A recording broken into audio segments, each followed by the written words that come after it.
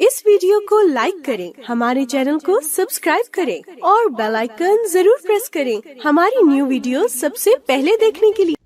अल्लाह सुब्हानो तआला ने हम सब की रहनुमाई के लिए, गाइडेंस के लिए कुरान मजीद को भेजा और हमसे ये तकाजा किया कि हम उसके मुताबिक अपनी जिंदगी बसर करें, क्योंकि ये दुनिया अल्लाह ने बनाई, हमें भी अल्लाह ने बनाया और फिर सिर्फ एक वक्त तक के लिए बनाया, यानी दुनिया में भेजा है। उसके बाद हम सबको वापस जाना है, तो वापस जाकर हमें ये बताना होगा कि हम यहाँ पर क्या करके आए। एक तरीका ये है कि हम अपनी मर्जी के मुताबिक जो हमारा दिल चाहे हम वो करें, एक ये है कि हम लोगों की मर्जी के मुताबिक जिंदगी बसर करें, और एक ये है कि हम अल्लाह की मर्जी के मुताबिक जिंदगी बसर करें। अगर हम ये चाहते हैं कि अल्लाह की मर्जी के मुताबिक जिंदगी बसर करें, तो फिर उसके लिए जरूरी है कि हम अल्लाह ताला ही की किताब के मुताबिक जिंदगी बसर करें, और अल्लाह ताला की किताब के मुताबिक जिंदगी बसर करने के लिए जरूरी है कि हम उसकी किताब को पढ़ें।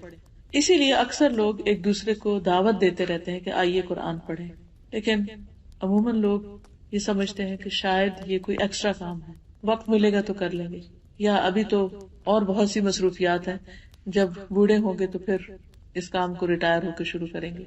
लेकिन हमें नहीं पता कि हम रिटायरमेंट की एज को पहुंचते भी हैं या नहीं। तो इसलिए हमें अल्लाह की किताब के साथ एक मजबूत ताल्लुक कायम करने की जरूरत है, और उसके साथ जो कमिटमेंट हम करें उसमें किसी कीमत पर कोई कमी ना आए। आज की इस मजलिस में इंशाअल्लाह अल अजीज मैं आपको अहादीस की रोशनी में कुरान मजीद के पढ़ने की अहमियत के बारे में बताऊंगी। रसूलुल्लाह सल्लल्लाहु अलैहि वसल्लम ने फरमाया, मसलुल मुमिनिल्लज़ी यक़रउल कुरआन कल उतरुज्जती रीहुहा तय्यिबुन व तामुहा तय्यिबुन।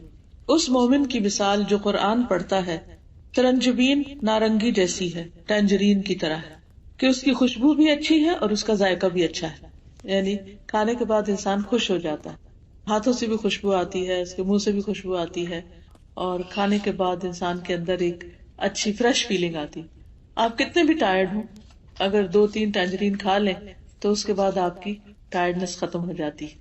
वल्लज़ी ला यक़रउल कुरआन कत्तमरति ला रिह लहा व तामुहा हुल्वुन। उस मोमिन की मिसाल जो कुरान नहीं पढ़ता खजूर जैसी, उसकी खुशबू नहीं लेकिन उसका जायका मीठा है, यानी खजूर भी एनर्जी देती है, अगर हम उसको खा लें तो हमारे अंदर एक यानी कुव्वत पैदा हो जाती है, एनर्जी पैदा हो जाती है, जिसकी वजह से हमारे लिए काम करना आसान हो जाता है। उसके भी कई एक फायदे हैं। फिर फरमाया, वो मसलुल मुनाफिक़ अल्लज़ी यक़रउल कुरआन कमसलिर रैहानती रीहुहा तय्यिबुन व तामुहा मुर्रुन। उस मुनाफिक की मिसाल जो कुरान पढ़ता है खुशबूदार पौधे जैसे गुलाब वगैरह की तरह, जिसकी खुशबू अच्छी और जायका तल्ख है, यानी वो दूसरों को तो खुशबू दे रहा है लेकिन अपने अंदर उसके कड़वाहट सी। अगर आप उस फूल को खाना शुरू कर दें या उसके पौधे को खाएं तो उसका कोई जायका नहीं, उसमें कोई लुत्फ नहीं। और फिर फरमाया, वो मसलुल मुनाफिक़ अल्लज़ी ला यक़रउल कुरआन कमसलिल हंज़लती लैसा लहा रीहुन व तामुहा मुर्रुन। उस मुनाफिक की मिसाल जो कुरान नहीं पढ़ता अंदराइन तुम्मा जैसी कड़वी चीज की तरह है, जिसमें खुशबू नहीं और उसका जायका भी कड़वा है। तो यहाँ अब लोगों को 4 कैटेगरीज में तकसीम कर दिया गया। पहली कैटेगरी के लोग जो मोमिन हैं, ईमान भी रखते हैं और उसके साथ कुरान भी पढ़ते हैं, ऐसे लोगों के साथ आप मुलाकात करें तो उनसे मिलकर भी आपको खुशी होगी और उनसे आप कोई अच्छी बात लेके निकलेंगे, क्योंकि उनके पास कुरान की विज़डम है। ऐसे लोग अपने माहौल के लिए खुशी का बायस होते हैं, अपने लिए भी और दूसरों के लिए भी। जैसे पहले मैंने अर्ज किया कि अगर आप बहुत भी थके हुए हों तो 2-3 टैंजरीन खाने से आपकी सारी थकावट दूर हो जाती, आपकी आंखें खुलने लगती हैं, आपके अंदर लगता है किसी ने एक रूह डाल दी। इसी तरह आप रूहानी तौर पर, ज़हनी तौर पर कितने भी थके हुए हों, लेकिन अगर आप कुरान मजीद के कुछ हिस्से की तिलावत कर लें या उसको सुन लें या उसको पढ़ लें, उसको समझ लें, तो आपकी रूहानी थकावट दूर होने लगती। और जब आपकी अपनी थकावट दूर होती है तो आप काम डाउन होते हैं, जब आप काम डाउन होते हैं तो फिर आपका मामला दूसरों से भी अच्छा होने लगता है। जब दूसरों के साथ आप अच्छे होते हैं तो उनको आपसे खुशी मिलती, जब आप उन्हें खुश करते हैं तो जवाब में वो भी आपको खुश करते हैं। लेकिन अगर हम कुरान मजीद से ताल्लुक नहीं रखते तो उसकी भी आगे मिसाल बताई गई कि जिस दिल में कुरान नहीं वो वीरान घर की तरह है जो बेआबाद हो। दूसरी बात यहाँ ये बताई गई कि जो कुरान नहीं पढ़ता लेकिन है ईमान वाला, तो वो है तो मीठा लेकिन उसकी कोई खुशबू नहीं, यानी वो अपनी जात में अच्छा भी हो सकता है लेकिन उससे दूसरों को कोई ज्यादा फायदा नहीं पहुंचता। अपनी जात में किस तरह अच्छा है कि वो नमाज पढ़ लेता है, रोजा रख लेता है, अपने आप को फायदा पहुंचा रहा है, لیکن دوسروں کو فائدہ نہیں پہنچا رہا. کیونکہ قرآن مجید ایک دعوت کی کتاب ہے کہ جس میں جو کچھ ہم سیکھتے ہیں ہم پر ایک لازم ہو جاتا ہے کہ اس کو ہم دوسروں سے بھی شیئر کریں. تو خوشبو جو ہوتی ہے وہ پھیل جاتی ہے. اسی طرح قرآن پڑھنے کے بعد انسان آرام سے نہیں بیٹھ سکتا, وہ لازماً دوسروں کی خیر اور بھلائی سوچنے لگتا ہے کہ ان کو میں کیسے فائدہ پہنچاؤں. پھر انسان خود غرض ہو کے صرف اپنے لیے نہیں جیتا, اسے دوسروں کی بھی فکر لگ جاتی, اپنے بچوں کی فکر لگ جاتی, اپنے ہسبینڈ کی لگتی ہے, اپنے بہن بھائیوں کی, اپنے رشتے داروں کی, سارے انسانوں کی لگ جاتی. تو ایسا انسان سب کی خوشی اور سب کی آخرت کی بھلائی کا باعث بنتا ہے اور دنیا میں بھی دوسروں کو خیر پہنچاتا ہے. تو اب ہمیں یہ ڈیسائیڈ کرنا ہے کہ ہم کون سے مومن بنے, وہ جو خوشبودار ہیں یا وہ جو صرف خود غرض ہیں. پھر تیسری مثال ہے منافق کی, کیونکہ منافق بھی اپنے آپ کو بظاہر مسلمان کہتے ہیں. تو وہ اگر قرآن پڑھتا ہے اور خود اس پر عمل نہیں کرتا تو وہ پھول کی طرح ہے, دوسروں کو تو خوشبو دے رہا ہے لیکن خود اس کو اس قرآن سے کوئی فائدہ نہیں. تو ہمیں یہ بھی دیکھنا ہے کہ ایسا نہ ہو کہ ہم قرآن پڑھتے پڑھاتے رہیں اور خود ہمارے اپنے اندر کوئی سکون نہ ہو, کوئی خوشی نہ ہو, کوئی عمل نہ ہو. کیونکہ ہمیں فائدہ اسی وقت ہوگا جب ہم اس پر عمل کرنے والے ہوں گے. قرآن مجید میں بے شمار دفعہ آتا ہے یا ایھا الذین آمنوا, اے لوگو جو ایمان لا چکے. تو وہ ہمیں پکارا جا رہا ہوتا ہے کہ ہاں میں ایمان لا چکی ہوں, تو مجھے کیا کہا جا رہا ہے, میرے رب نے پکارا مجھے, اے ایمان والی. کہتے ہاں ہاں میں ایمان تو لائی ہوں, اب مجھے واٹ نیکسٹ کرنا کیا ہے اس کے بعد. تو پھر حکم ملتا ہے, پھر اس پر عمل کرنا ہوتا ہے. لیکن اگر ہم صرف اس کو پڑھنے پڑھانے کی کتاب بنا لیتے ہیں کہ تلاوت کر رہے ہیں, یا اس سے کوئی دنیا کی مصیبت آ گئی تو دور کر رہے ہیں, یا کوئی فوت ہو گیا تو بس اس وقت پڑھ رہے ہیں, لیکن وہ کیا کہہ رہے ہیں خود اس کے ٹوٹل اپوزٹ جا رہے ہیں. مثلاً اس میں لکھا ہے کہ اقیم الصلاۃ, نماز قائم کرو, اور ہم نماز کو قائم نہیں کر رہے, ویسے ہی بس 2-4 ٹکرے مار لیتے ہیں. تو پھر وہ طریقہ زندگی درست نہیں. چوتھا, ایسا منافق یا ایسا انسان جو کہتا ہے میں مسلمان ہوں لیکن نہ قرآن پڑھتا ہے اور نہ خود عمل کرتا ہے. تو پہلا وہ جو پڑھتا بھی ہے اور عمل بھی کرتا ہے. دوسرا وہ جو عمل تو کسی درجے میں کرتا ہے لیکن پڑھتا نہیں. تیسرا وہ جو پڑھتا ہے لیکن خود کوئی عمل نہیں کرتا. اور چوتھا نہ پڑھتا ہے نہ عمل کرتا ہے. اب یہ کیٹیگریز میری نہیں بنائی, یہ اللہ کے رسول صلی اللہ علیہ وسلم نے ہمیں بتائی اور بنائی. ہمیں یہ دیکھنا چاہیے کہ ہم اس میں سے کس کیٹیگری کے اندر فال کرتے ہیں, ہم کہاں پر آتے ہیں اور ہمیں کیا بننا چاہیے. کیونکہ زندگی تو چند دن کی ہے, بہت جلد واپس چلے جانا ہے. جو کچھ اس وقت ہمارے پاس ہے سب یہی کا یہی رہ جائے گا, ساتھ کچھ بھی نہیں جائے گا. اس لیے آج یہاں بیٹھ کر ہم تہیہ کر لیں کہ ہم پہلی کیٹیگری میں آئیں انشاءاللہ تعالی, کہ جو پڑھیں گے بھی اور عمل بھی کریں گے, اور ساری زندگی کے لیے, موت تک کے لیے. پڑھنے کے پھر لیول ہوتے ہیں. ایک یہ ہے کہ آپ اس کا تلفظ ٹھیک کریں, تجوید ٹھیک کریں. ایک یہ کہ اس کا ترجمہ جانیں, پھر یہ کہ اس کے معنی اور تفسیر جانیں, پھر یہ کہ اس میں غور و فکر کریں, پھر یہ کہ اس پر عمل کریں, پھر یہ کہ آپ اس کو دوسروں کو بتانے والے ہوں, پھر یہ ہے کہ جو وہ کہتا ہے اس کے مطابق پوری زندگی کا نقشہ بدلے. تو یہ سارے قرآن مجید کے حقوق ہیں جو ہم پر لازم آتے ہیں اور ہمیں اس کے مطابق زندگی بسر کرنی ہے. ورنہ قیامت کے دن اگر ہم اللہ تعالیٰ کو یہ بتائیں کہ ہم 1000 کتابیں 1000 بکس پڑھ کر آئے اور ہمارے گھر میں بہت بڑی لائبریری تھی لیکن قرآن پڑھنے کا ٹائم نہیں ملا, تو کیا یہ ہمارا بہانہ قابل قبول ہوگا؟ اس لیے جو مرضی پڑھیں مگر ساتھ اللہ کی کتاب ضرور پڑھیں. دوسری حدیث ہے حضرت ابو ہریرہ سے مروی ہے کہ رسول اللہ صلی اللہ علیہ وسلم نے فرمایا, قرآن پاک کی تعلیم حاصل کرو, اس کے بعد اس کی تلاوت کرتے رہو. یاد رکھو قرآن پاک کی مثال جب کوئی اس کی تعلیم حاصل کرتا ہے پھر تلاوت کرتا ہے اور اس کے ساتھ قیام کرتا ہے, اس تھیلی کی مانند ہے جو کستوری سے بھرا ہوا ہے اور اس کی خوشبو ہر جگہ مہک رہی.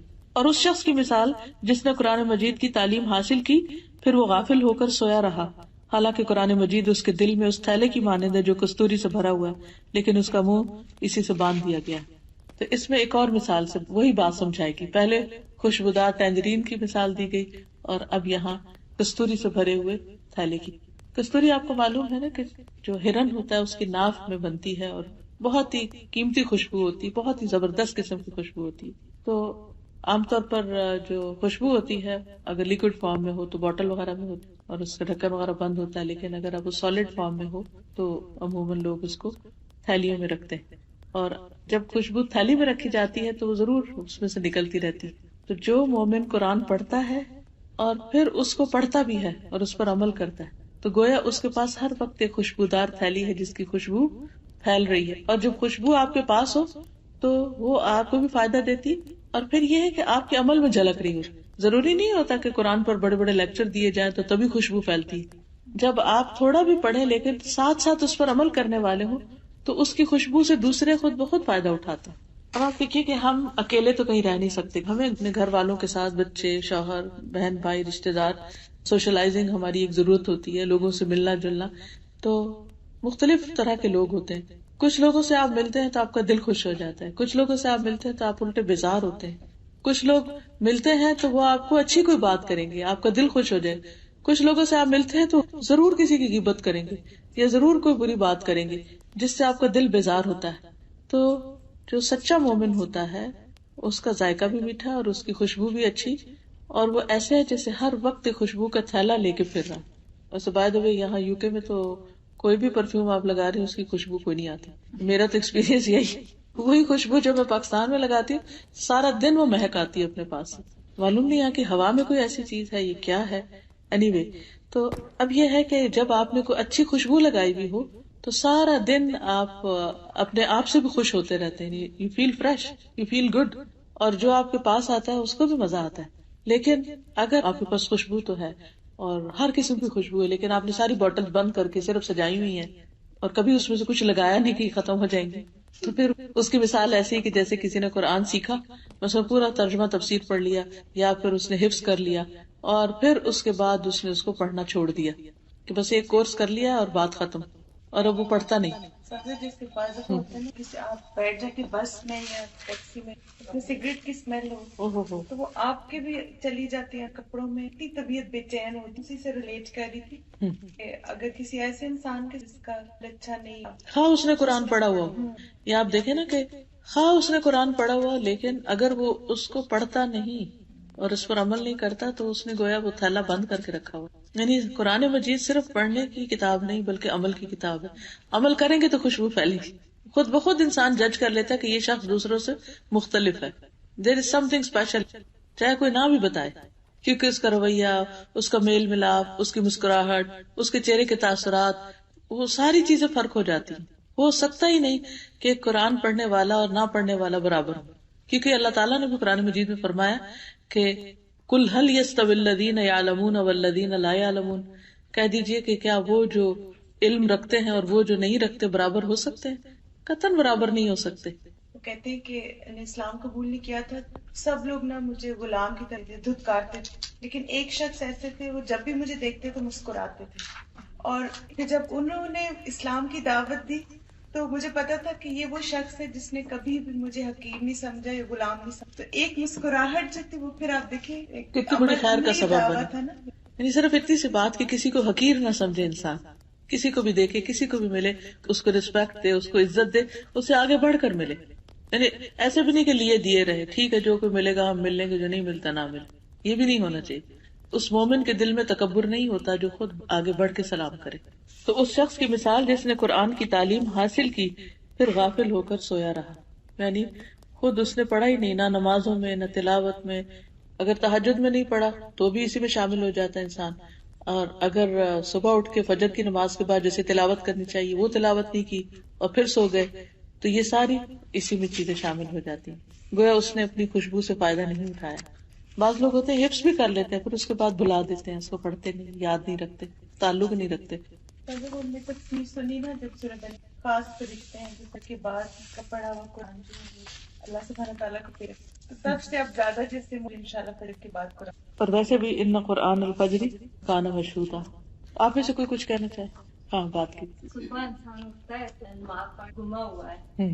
یعنی وہ رونق اور وہ انرجی نہیں ملتی, وہ سکون اور خوشی نہیں ملتی. جیسے یہ چیز فطرت میں بھی ہے نا کہ پرندے جتنے ہیں, آج کوئی مجھے بتا رہا تھا کہ ان کا طوطا ہے اور وہ صبح سویرے سب سے پہلے اللہ اللہ کرتا ہے. انہوں نے اس کو لفظ اللہ سکھا دیا ہوگا اور وہ ارلی مارننگ اللہ کا نام لیتا ہے. تو چلو طوطا تو بول کے اللہ کر رہا ہے, لیکن اللہ تعالیٰ فرماتے ہیں کہ وہ من شیء الا یسبح بحمدہ, کوئی چیز ایسی نہیں کہ جو اللہ کی تسبیح نہ کر رہی, ہر چیز اللہ سبحانہ تعالیٰ کی تسبیح کر رہی. جی اس وقت بھی پڑھ سکتے ہیں, اس وقت بھی پڑھ سکتے ہیں. دن کے کاموں کا آغاز جو ہے وہ اللہ کی کلام سے ہونا چاہیے. یعنی اس سے پہلے کہ آپ اور کوئی کام شروع کریں پہلے آپ پڑھ لیں. اگر آپ کے پاس اس وقت بہت وقت نہیں بھی تو بھی کم از کم اس کو کھولیں اس کو دیکھیں اور ایک صفحہ پڑھ لیں, 2 پڑھ لیں, زیادہ پڑھ لیں, اور اگر آپ پڑھتے رہیں تو آپ کی اسپیڈ خود بخود زیادہ ہو جائے گی. شروع میں گھبراہٹ ہوگی, اور اگر آپ سمجھتے ہیں کہ آپ کی ابھی تک کچھ غلطیاں بھی ہیں تو کچھ پڑھنے کے بعد آپ کسی بھی اچھے قاری کی, جیسے ابھی ہم نے ڈفرینٹ تلاوتیں سنی ہیں, وہ لگا کے انگلی ساتھ رکھ کے تو غور کرتے جائیں الفاظ کے اوپر, اور بغیر آواز کے منہ کو ساتھ ساتھ ہلاتے جائیں. تو اس سے بھی اگر کوئی اور ٹیچر میسر نہیں تو انشاءاللہ تعالیٰ آپ بہت اچھی طرح سیکھ جائیں گے اس سے, یعنی وہ سن کے, کیونکہ لسننگ سے انسان کی ریڈنگ امپروو ہوتی. جی ہاں, اس میں یہ ہے کہ جیسے سورت واقعہ کے بارے میں جو حدیث ہے وہ تو ضعیف ہے, مگر سورت ملک آپ پڑھ سکتے ہیں. اسی طرح جمعے کے دن سورت الکہف ہے. لیکن صبح کے وقت یہ جو ہمارے کلچر میں عام ہے سورت یاسین اور سورت رحمان وغیرہ ریگولرلی پڑھنے کی, اس کی کوئی دلیل نہیں. صبح کے وقت شروع سے لے کے قرآن مجید آخر تک سال میں کم از کم ایک دفعہ ضرور ختم ہو جانا چاہیے. سورت البقرہ سے پڑھ کے الناس تک, رمضان تک ایک پڑھ لیں اور پھر رمضان میں ایک اور. یہ منیمم ہے, بیر منیمم. اس سے زیادہ جتنا بھی چاہیں آپ پڑھیں. یہ جو پارے بنے ہیں 30, تو یہ سہولت کے لیے بعد میں بنے. نبی صلی اللہ علیہ وسلم نے پارے نہیں دیے ہمیں, یہ کس لیے تاکہ ہر روز ایک پارا پڑھتے پڑھتے مہینے میں ایک ختم کر دیا جائے. پھر اسی طرح منزلیں ہیں, تو جو لوگ منزل کے نشان سے پڑھیں وہ ہفتے میں ایک دفعہ ختم کر لیں. اور ویسے یہ کہ 3 دن سے کم میں نہیں ختم کرنا چاہیے. 10 پارے کو پڑھے تو 3 دن میں ہو جاتا ہے, اور وہ جو ہم منزل کا نشان 7 منزل ہے جی, ویک میں ہو جاتا ہے پھر. جی ہاں, لیکن یہ کہ وہ آپ شروع سے قرآن مجید شروع کر کے نشانی لگا کے وہ پڑھنا شروع کریں. جی رات کو تہجد میں قرآن مجید اگر زبانی یاد نہیں اور لمبی صورتیں بھی یاد نہیں تو آپ اپنے سامنے سٹینڈ پر رکھ کر دیکھ کر بھی پڑھ سکتے ہیں. اور اس کی دلیل ہے حضرت عائشہ رضی اللہ تعالیٰ عنہا کے غلام تھے زکوان, تو ان کو حفظ نہیں تھا تو وہ دیکھ کر پڑھتے تھے مصحف سے. اس میں اگر آپ بڑا قرآن مجید لے لیں نا کہ جس کے ایٹ لیسٹ 2 بڑے بڑے پیج ہوں, تو ایک رکعت میں ایک پیج پڑھ لیں, دوسرے میں دوسرا پڑھ لیں, اور پھر جب اگلی دفعہ اٹھیں تو پھر ایک پیج پڑھ لیں. کر سکتے ہیں جتنی کم سے کم حرکت ہو.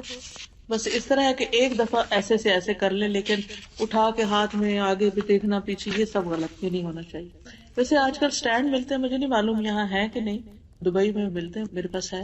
اور جی آپ یہ بھی کر سکتے ہیں کہ جیسے یہ میز ہے اپنے لیول کے, جیسے ڈائننگ ٹیبل کے پاس اگر آپ پڑھ رہے ہیں یا کوئی بھی چیز جس پر آپ رکھ دیں, پاک صاف جگہ ہو, اور ایک ہاتھ سے بس لے کے پڑھ کے پھر رکوع میں جاتے ہوئے اس کو دوبارہ رکھ دیں, تو بس اس طرح بھی پڑھ سکتے ہیں اگر سٹینڈ نہیں ہے. لیکن دونوں ہاتھوں سے نہیں اٹھائیں, ایک ہاتھ سے اٹھائیں اور ایک ہاتھ ایسے بندہ بہو کہ آپ کا ہاتھ بھی بندہ رہے اور یہ بھی ساتھ پڑھ سکے, اس طرح بھی کر سکتے. جی اس کو دوبارہ یاد کرنا شروع کر دیں. اس کا علاج تو دوبارہ یاد کرنا ہے اور دہرائی کرتے رہنا ہے. اگر خدا نہ خواستہ دہرائی یا دوبارہ یاد کرنے سے پہلے موت آ گئی تب بھی اس کا شمار غافلوں میں سے نہیں ہوگا, کیونکہ اس نے اپنی مسٹیک کو مان لیا اور اپنی اصلاح شروع کر دی. پھر اسی طرح حدیث میں آتا ہے کہ وہ شخص جس کے دل میں قرآن پاک کا کچھ حصہ بھی نہیں, وہ اس گھر کی طرح ہے جو ویران ہو. دیکھیے کہ ویران گھر اور آباد گھر دونوں میں فرق ہوتا ہے. ویران گھر جو ہوتا ہے اس میں کوئی رہتا نہیں ہوتا, بند پڑا ہوتا ہے. جب وہ بند ہو جاتا ہے تو اس کے اندر ایک اسمیل پیدا ہو جاتی ہے, بازو کا جالے لٹکنے لگتے ہیں, بازو کا دیمک لگ جاتی ہے, اور اس کے اندر کسی کو بھی جانا بہت مشکل لگتا ہے. اسی طرح جو شخص قرآن نہیں پڑھتا اس کا دل ایسا ہی ویران ہو جاتا ہے, یعنی اس میں اداسی, بے سکونی, ڈپریشن, پریشانی, غم, فکر, افکار, وہ طرح طرح کے جالے لگ جاتے ہیں اور انسان کے اندر سے خوشی ختم ہو جاتی. تو اس لیے اپنے دلوں کو ویرانی سے بچانا چاہیے. جب آپ قرآن مجید پڑھتے ہیں تو پھر آپ کے اندر ایک نور جاگ اٹھتا ہے, سمجھے کہ آپ کی لائٹیں آن ہوگی. جو آباد گھر ہوتے ہیں ان میں لائٹس آن ہو جاتی ہیں, اس میں کھڑکیاں کھلتی ہیں, فریش ایئر ہوتی ہے اور ایک چہل پہل ہوتی ہے اور اس میں رہنے والوں کا دل لگتا ہے. ایسے ہی جو شخص قرآن پڑھتا ہے پھر وہ حشاش بشاش, خوش باش, فل آف انرجی, اور اس کا ہر وقت دھیان لگا رہتا ہے اس چیز میں کہ وہ کون سا اور اچھا کام کرے, اور زندگی کو ایک مقصد مل جاتا ہے. کیونکہ قرآن پاک ایسی چیز نہیں ہے کہ جو آپ نے کسی کھانے کی طرح اٹھائی اور کھا لی اور وہ آپ تھوڑی دیر کے لیے اچھا فیل کریں اور اس کے بعد چاہے طبیعت خراب ہو. ایسی چیز نہیں ہے. قرآن پاک تو آپ کو ساتھ ساتھ یہ بھی بتاتے ہیں کہ اچھا واٹ نیکسٹ, اب کرنا کیا ہے. تو ہر روز ایک نئی امنگ شروع ہو جاتی, ایک نیا ولولہ, ایک نیا جذبہ اور ایک نئی سوچ آپ کو ملتی. یو کانسٹینٹلی گرو وتھ قرآن. جی آپ کچھ کہہ رہے جی وضو کے بغیر اگر ہاتھ نہیں لگانے چاہیے تو اس کا جو عربک ٹیکسٹ ہے اس کو ہاتھ نہیں لگائے. یعنی یہ تو گتا ہے نا، تو اگر اس گتے کو ہاتھ لگائے یا کاغذ کا جو کنارہ ہے اگر اس وقت یہاں تک ہاتھ لگ گیا تو کوئی حرج نہیں ہے. آپ اس طرح یعنی اوپر انگلی نہیں پھیرے. جی تفسیر پڑھ رہے ہیں یا کچھ بھی کر رہے ہیں تو آپ عربک کو ہاتھ نہیں لگائیں، آپ صرف نگاہوں سے دیکھنے میں کوئی حرج نہیں، اس کو پڑھ سکتے ہیں. ننگے سر اچھا پڑھنے کا تو پڑھ سکتے ہیں، جیسے آپ کچن میں کام کر رہے ہیں، سر سے دوپٹہ اتر گیا، جیسے صبح شام کی دعائیں پڑھ رہے ہیں اس میں آیت الکرسی بھی ہے، معوذتین بھی ہے، تو آپ اگر اس کو پڑھ رہے ہیں تو کوئی حرج نہیں ہے. لیکن جب آپ عبادت کی غرض سے قرآن مجید کی تلاوت کریں تو اس کے ادب کا خیال رکھیں. اس سے یہ ہوتا ہے کہ جتنا زیادہ ایک ماحول بنتا ہے، آپ کے ماحول کا مطلب یہ کہ آپ کے اندر ایک فیلنگ آتی ہے کہ آپ ایک اسپیشل کام کر رہے ہیں، تو ہر اسپیشل اوکیزن کے لیے ایک ڈریس ہوتا ہے، تو اس سے آپ کی فیلنگ اور ہو جائے گی. اور اگر آپ سب کچھ اتار کے بس ایک عام دنیا کی کتاب کی طرح اس کو پڑھ رہے ہیں تو پھر اس کا وہ امپیکٹ نہیں ہوگا. ضرورتاً آگے پیچھے پڑھ سکتے ہیں، جیسے آپ نے ایک سورت حفظ کی ہوئی ہے، آپ کو بھول رہی ہے، آپ اس کو ریوائز کر رہے ہیں، پھر اس کے بعد دوسری کرنے لگتے ہیں، پھر آپ کو خیال آتا ہے اچھا میں وہ فلاں بھی کر لوں، تو آگے پیچھے ہو سکتی. یا جیسے نماز پڑھ رہے ہوتے ہیں ہم، تو اس میں ہم نے ایک سورت پڑھی، پھر ہم نے دوسری سورت پڑھنی ہے، تو بعض اوقات ہم آگے والی پڑھنے کی بجائے پیچھے والی پڑھ لیتے، اس کو کوئی حرج نہیں، پڑھ سکتے. جی تراویح میں پڑھ سکتے، لیکن اگر امام پڑھ رہا ہے تو پھر پیچھے نہ کھولیں، ان کا سنیے، پھر صرف توجہ رکھیے سننے پر، پھر دیکھیے نا، کیونکہ اس کا نقصان یہ ہوتا ہے کہ وہ امام کہیں آگے پہنچا ہوا ہوتا ہے اور ہم پیچھے سے انگلیاں پھیر رہے ہوتے ہیں. یا اور دوسرا یہ کہ ہم تو بعض اوقات اس میں کانسنٹریٹ کر رہے ہیں اور جو ہمارے ساتھ کھڑا ہے وہ ڈسٹرب ہو رہا ہے. تو اس لیے میں اس کو ریکمینڈ نہیں کرتی ہوتی کہ تراویح میں پیچھے کھولا جائے. بعض اوقات امام انسان ہے، غلطی ہو جاتی ہے، وہ اگر بھولے تو آپ کہہ لو یہ تو کیا امام نے پڑھ دیا، یہاں سے تو وہ بھول ہی گیا، اور ایک اور فتنہ کھڑا ہو جاتا ہے. بعض سجدے میں جاتے ہیں جی بعض اوقات لوگ پھر سجدے میں جاتے ہوئے اسے سجدے کی جگہ پہ رکھ دیتے ہیں، یا وہ آگے پیچھے ہو جاتا ہے تو وہ بے حرمتی پھر ہونے لگتی، تو اس سے بچنا چاہیے. جی اگر ہم مسجد نہیں جا سکتے اور خود پڑھنا چاہتے ہیں تو خود ہم تراویح میں قرآن مجید سارا مکمل کر سکتے ہیں، اپنے طور پر خود ہی پڑھ کے کر سکتے ہیں. پھر اسی طرح یہ ہے کہ سورۃ البقرہ اور سورۃ آل عمران کا پڑھنے والا جو ہے اس کے لیے یہ صورتیں قیامت کے دن ایک صاحبان یا امبریلا کی طرح ہوں گی، یا ایک بادل کی طرح ہوں گی، یا پرندوں کے جھنڈ کی طرح ہوں گی.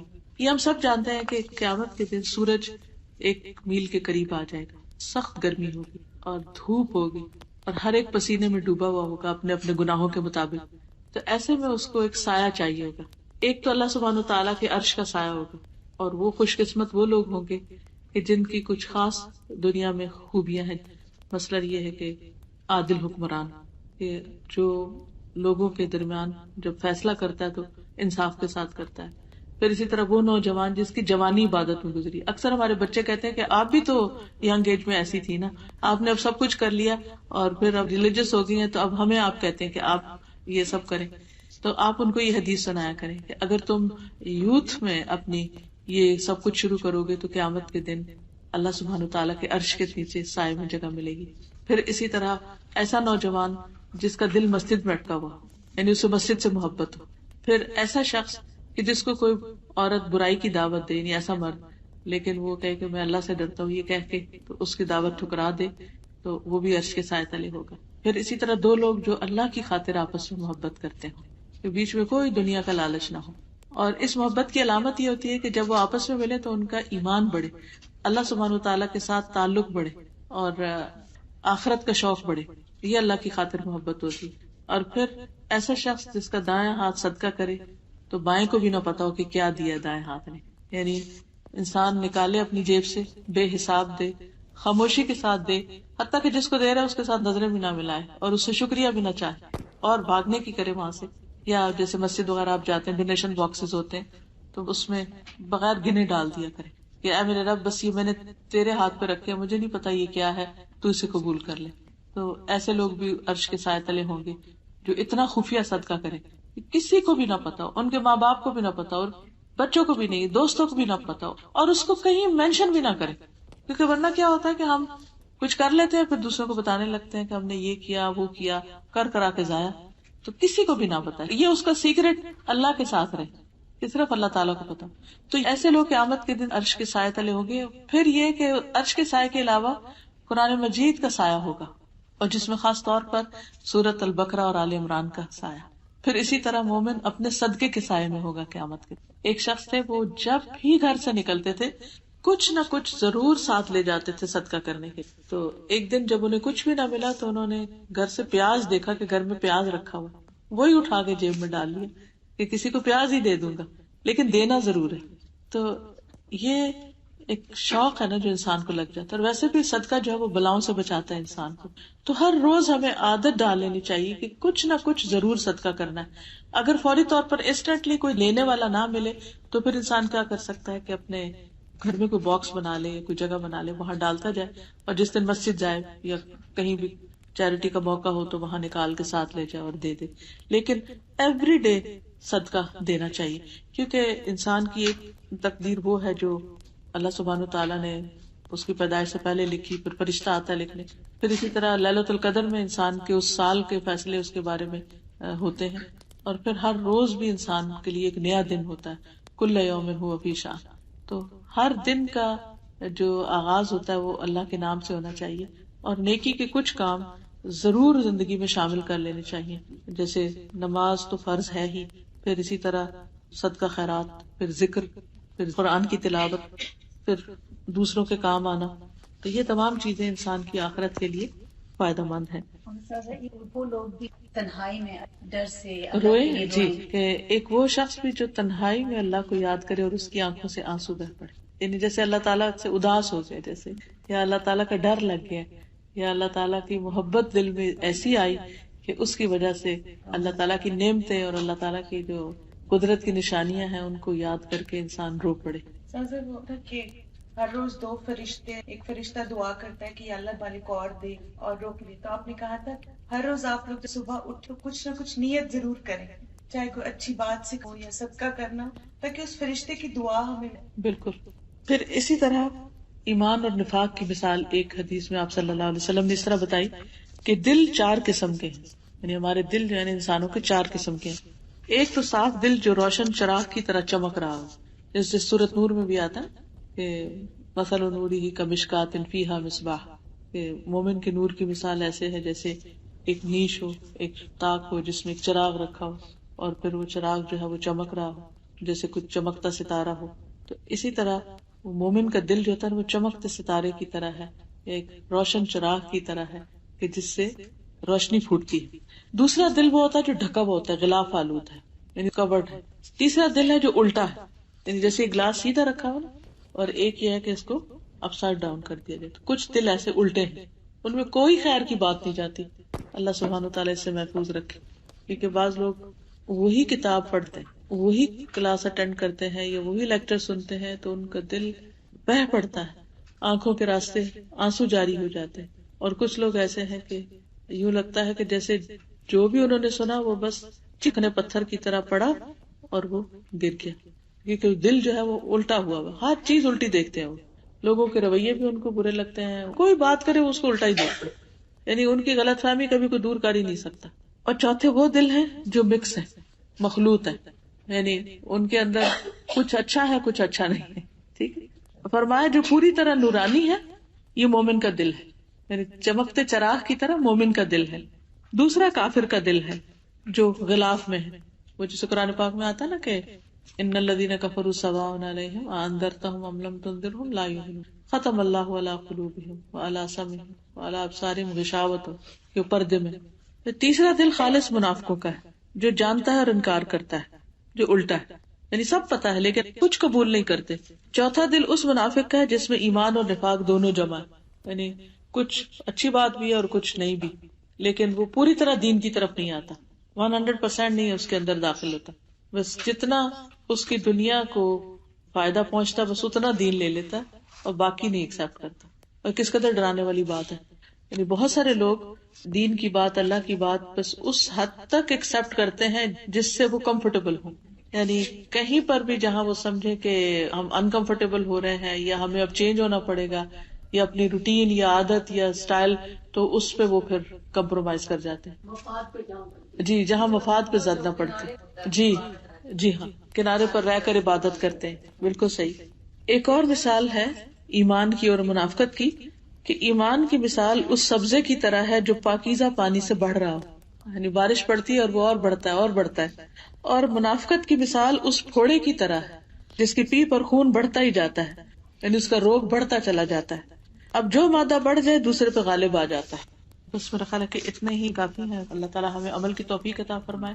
اگر آپ لوگ کچھ بھی کہنا چاہیں، کچھ پوچھنا چاہیں تو بات چیت کا موقع ہے تھوڑا سا. جی آپ پوچھیں.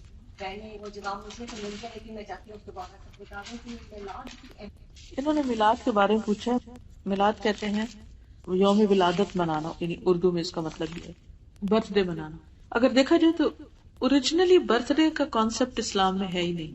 اس کی وجہ یہ ہے کہ انسان جب پیدا ہوتا ہے تو اسی دن سے اس کا کاؤنٹ ڈاؤن شروع ہو جاتا ہے. بظاہر ہمیں لگتا ہے کہ ہم نے 1 سال گین کیا ہے لیکن کم ہو رہا ہوتا ہے. تو خوشی کی بجائے اس پر انسان کو فکر کرنی چاہیے کہ اب پچھلے سال کی نسبت اس سال میری زندگی اور کم ہوگی اور کم ہوگی، وقت تھوڑا رہ گیا. تو اس پر وہ خوش نہیں ہو سکتا اور نہ ہی یہ خوشی کا موقع ہے. بیسیکلی یہ تو ہے عام لوگوں کا برتھ ڈے. اور جہاں تک پروفٹ کا برتھ ڈے ہے صلی اللہ علیہ وسلم، تو ہمیں کوئی ایسی تاریخ، دن، وقت، جگہ نہیں ملتی تاریخ میں، سیرت میں، کہ جس میں آپ صلی اللہ علیہ وسلم نے اپنا کو برتھ ڈے منایا. اس کے بعد آپ نے صحابہ کے دور کو بہترین دور کہا، اس میں بھی کوئی ایک واقعہ نہیں. تیسرا دور تابعین کا ہے، کوئی واقعہ نہیں. اس کے بعد تبع تابعین. 3 صدیوں کو نبی صلی اللہ علیہ وسلم نے خیر القرون کہا تھا. ان 3 صدیوں میں ایک سنگل انسیڈنٹ بھی میلاد گاہ میں نہیں ملتا. نہ صرف یہ کہ پروفٹ کا نہیں ملتا، کسی کا بھی نہیں ملتا، ہے ہی نہیں کوئی ایسی چیز.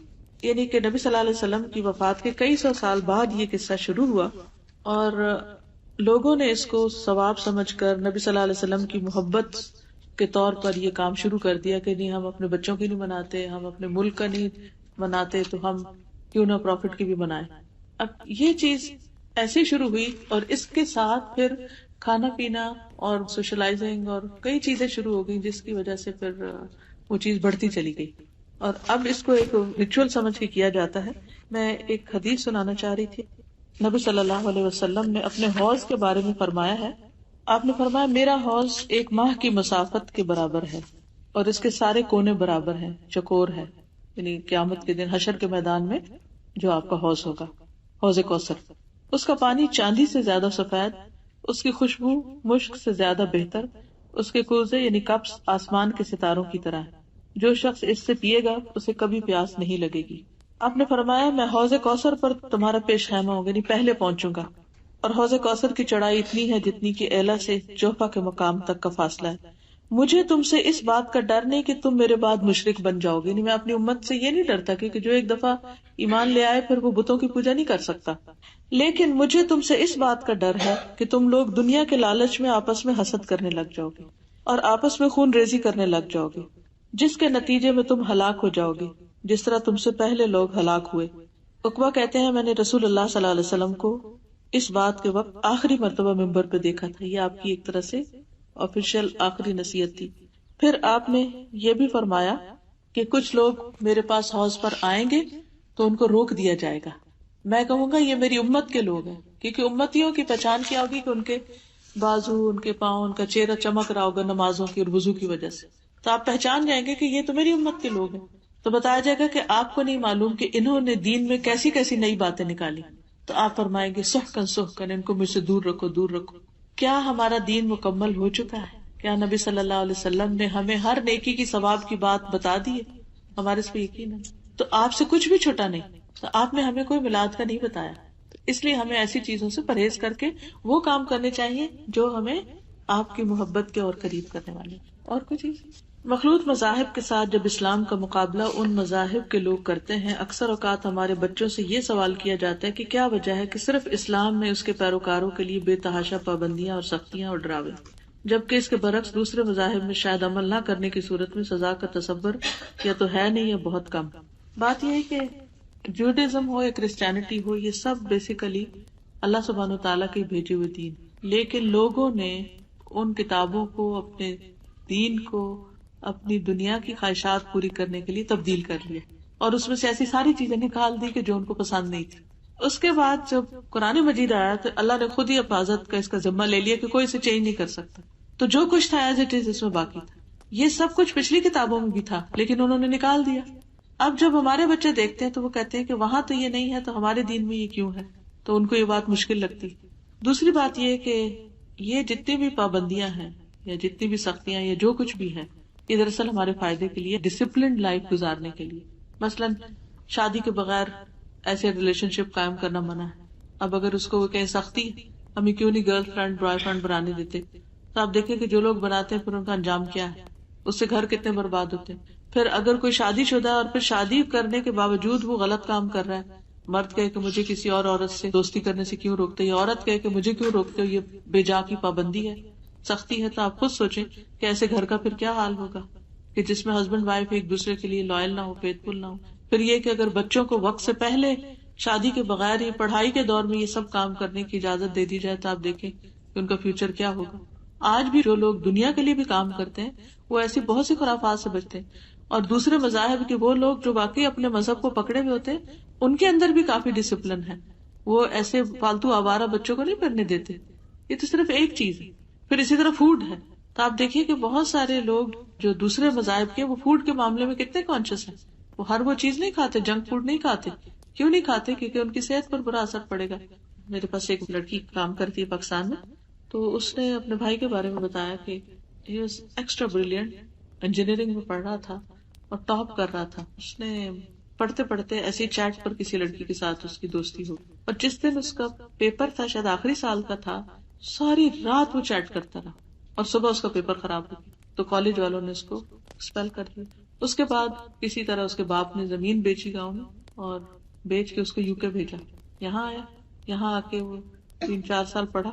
جب اس کے آخری سال تھا، ڈگری ملنے کا وقت تھا، تو اس کا کسی ایکسٹریم مذہبی گروپ سے واسطہ ہو گئی اور انہوں نے کہا کہ یہاں کا رہنا اور یہاں پڑھنا یہ سب کچھ غلط ہے. اور اس نے یعنی اتنا بریلینٹ تھا کہ یہاں کے جو یونیورسٹی تھی اس نے اس کو جاب بھی آفر کی اور رہنے کا بھی اور سب کچھ، لیکن وہ یہ سب کچھ چھوڑ کے چلا گیا. اب کیا ہے، وہ گھر میں بیٹھا ہوا، چھوٹا بھائی کام کرتا ہے، باپ ابھی تک اسکول ٹیچر ہے، کام کرتا ہے، لیکن نہ وہ کوئی کام کر رہا ہے اور نہ ہی وہ کوئی ارن کرتا ہے، اور 8 کے 9 بہنیں اور گھر کے حالات اتنے تنگ، لیکن اس ذہنی انتشار کی وجہ سے کہیں کا بھی نہیں، اور ہر ایک کو غلط قرار دیتا. اب ایک وہ ایکسٹریم تھی، ایک یہ ایکسٹریم. ہمارا دین اعتدال میں ہے، دین دنیا دونوں کو ساتھ لے کے چلنے کا کہا گیا. صرف ایسے ہی ہے کہ جیسے آپ ایک سڑک پہ گاڑی لے کے جا رہے ہیں تو کتنی ریڈ لائٹس آتی ہیں، ٹریفک کے کتنے قوانین ہیں، ان کو آپ سختیاں کہیں گے کیا کہیں گے، لیکن یہ آپ کی لائف سیونگ کے لیے ہے نا. تو اسی طرح بچوں کو آپ ڈفرینٹ ایگزامپلس کے ساتھ سمجھا سکتے ہیں کہ جو بھی ہمارے دین میں ہے یہ اللہ تعالیٰ کا بھیجا ہوا، اگر اس کو اس کے اصل میں سمجھے تو کچھ مشکل نہیں. زکوٰۃ نہ دینے والوں کی مثال بتا دیتی ہوں. ابو ہریرہ رضی اللہ عنہ سے روایت ہے کہ رسول کریم صلی اللہ علیہ وسلم نے فرمایا، جس شخص کو اللہ تعالیٰ نے مال و زر دیا اور اس نے اس کی زکوٰۃ ادا نہیں کی تو قیامت کے دن اس کا مال و زر گنجے سانپ کی شکل میں تبدیل کیا جائے گا، جس کی آنکھوں پر 2 سیاہ نقطے ہوں گے. پھر وہ سانپ اس شخص کے گلے میں بطور توق ڈالا جائے گا، اور وہ سانپ اس شخص کی دونوں باچھیں پکڑے گا اور کہے گا، میں تیرا مال ہوں، میں تیرا مال ہوں، میں تیرا خزانہ ہوں.